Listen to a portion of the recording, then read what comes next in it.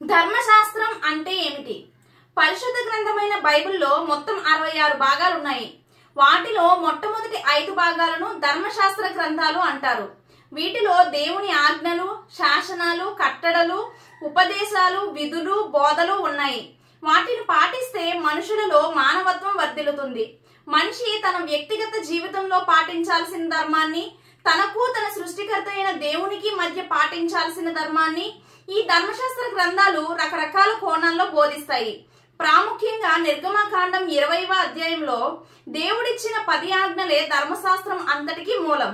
ఈ ప్రపంచంలో ఉన్న ప్రతి న్యాయశాస్త్రంలో కూడా ఈ 10 ఆజ్ఞలే పదే పదే జ్ఞాపకం చేయబడతాయి.